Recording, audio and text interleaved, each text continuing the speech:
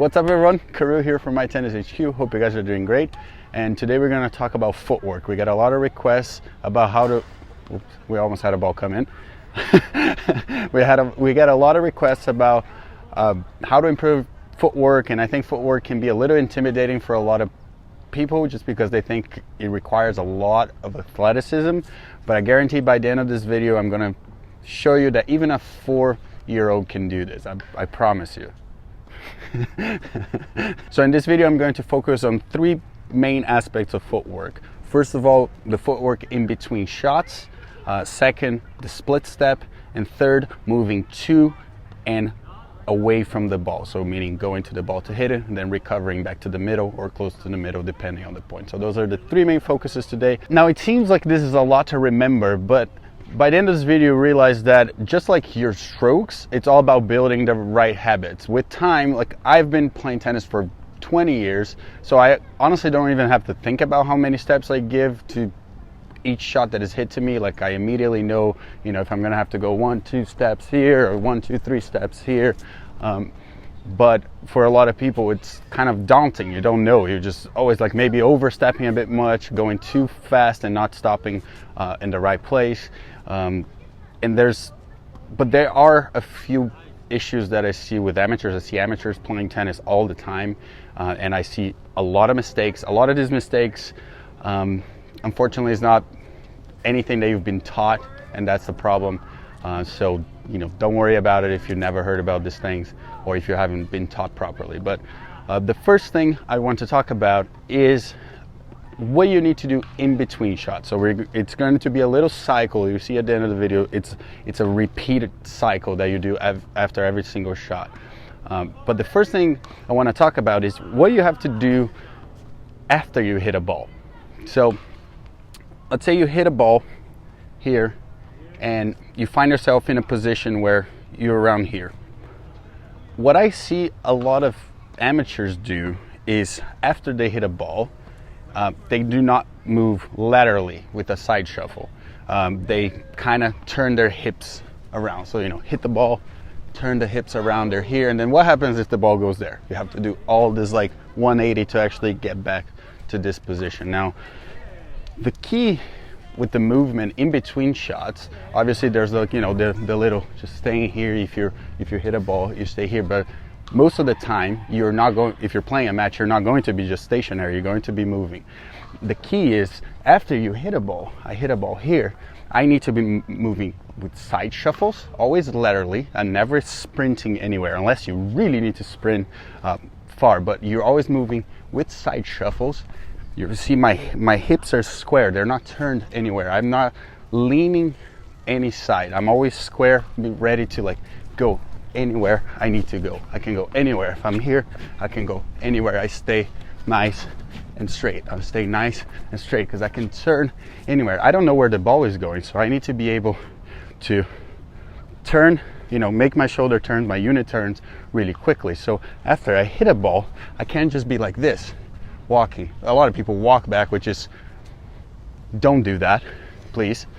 Get to the ball, go side shuffle, stay here. Now, does it have to be super fast? It doesn't have to be super fast, but make sure you're in a neutral position, hips are parallel to the baseline, they're not turned this way, you're not favoring any side. That's the main thing that you have to do within those shots. Make sure you're not favoring any side as you are recovering from a shot. Make sure you're just in a good ready position, hit the ball, ready position, and you're here up until your split step. Okay, now we moved from, getting back to the middle with our side shuffles.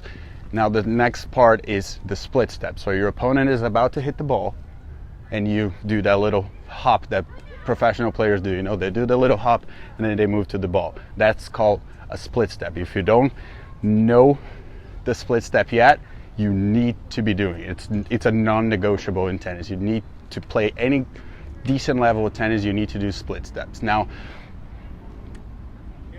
sometimes it can be a little bit higher of a jump. Sometimes it will be more of like just a, because you're gonna have to move really quickly. But the most important part in this is going to be timing it properly. Okay, so I want, first of all, a wide base. So make sure as you're moving, as you're playing tennis in general, have a wide base. Don't be here. Wide base, right? It's timing the split step correctly. So jumping, landing in the right timing. The timing of it's going to vary slightly depending on the shot that is being hit to you, but generally you want to be landing, so your feet touching the ground and you kind of getting on this bend as the ball is already leaving your opponent's racket. Not too far, but he made contact, he's leaving the racket. Now, why do we do this? We time it this way. So as we are landing, as our feet are kind of like touching the ground and we're getting here, we know the direction of the ball. So is it going to be a forehand or a backhand? So as I hit the ball and then I go split step, I'm already shifting the weight towards that side to run. The problem is if we split step too early and then we're stuck here, then it's almost like we didn't split step. We're not going to have that momentum of going really quickly to the ball, you know, bah, and you go, bah, and you go. So you need to make sure that when you're split stepping, it's timed right. So you are actually shifting your weight to whatever side you have to go.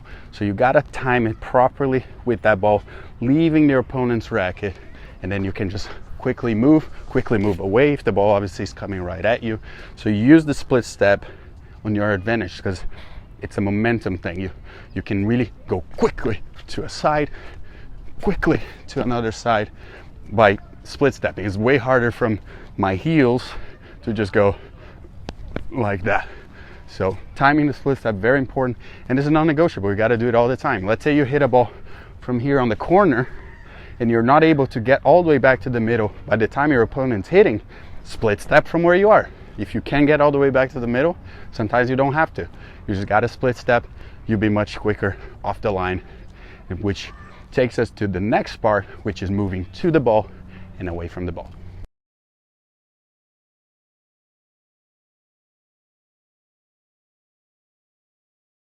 Okay, so now after the split step, you're going to move to the ball or sometimes away from the ball if it's coming right at you.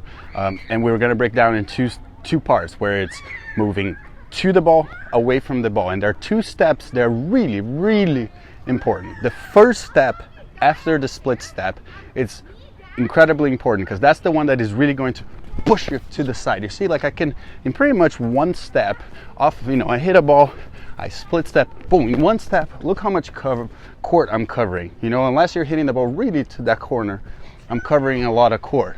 Now, this first step, obviously, you got to time the split step well, and then you got to move. And you see how I'm landing, I'm shifting, and I'm pushing. I'm pushing with the outer leg to go that way. I'm pushing with this leg to go that way. Obviously, if you're going forward, you're gonna have to turn a little bit. But the idea is don't be kind of like, don't put yourself in a box that like every step needs to be perfect.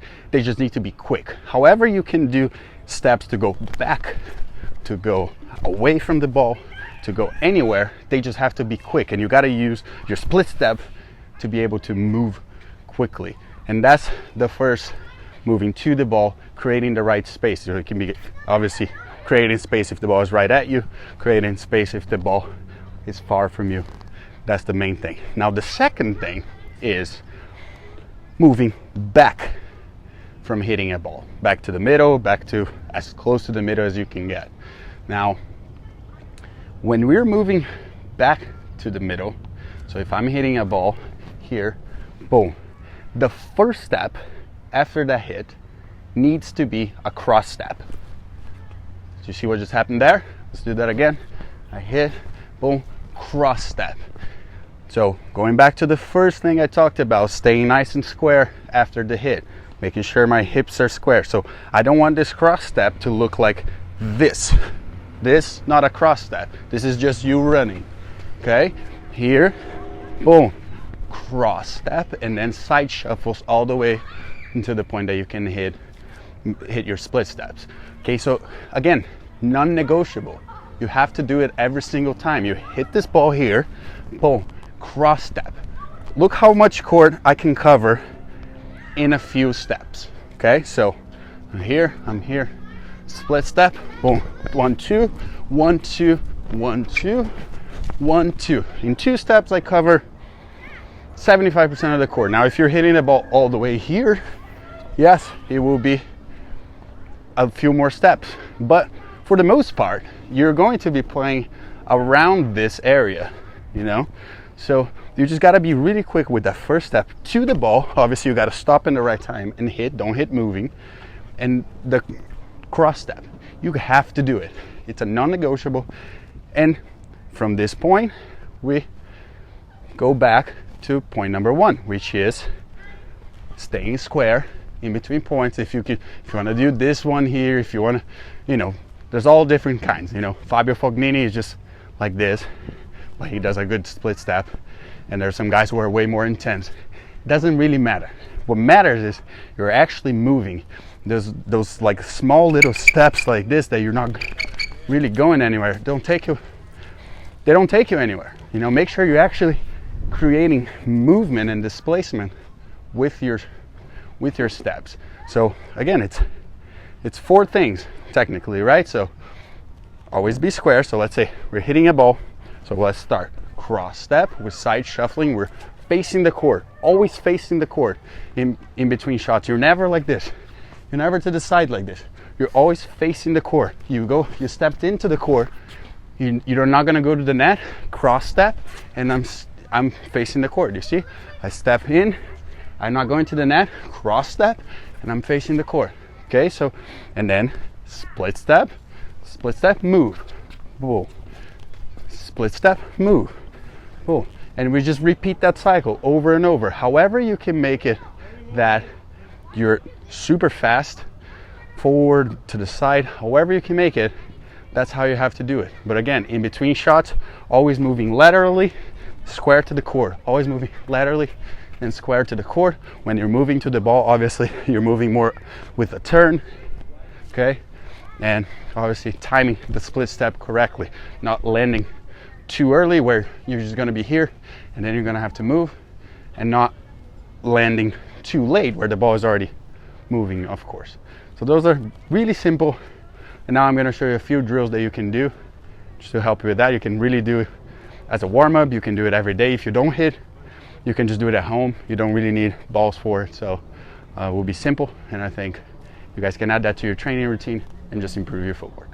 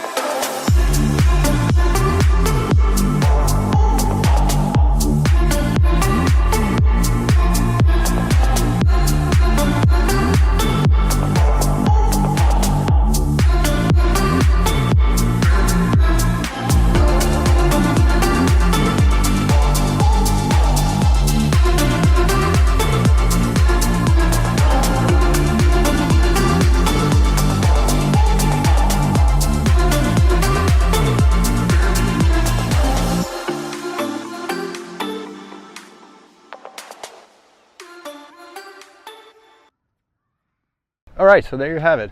As you can see, I'm pretty sweaty and tired from this. They're not the easiest, but they will for sure help your footwork. One thing to keep in mind is that, you know, moving on the court in tennis requires a lot of sharp turns. You don't want to like big circles.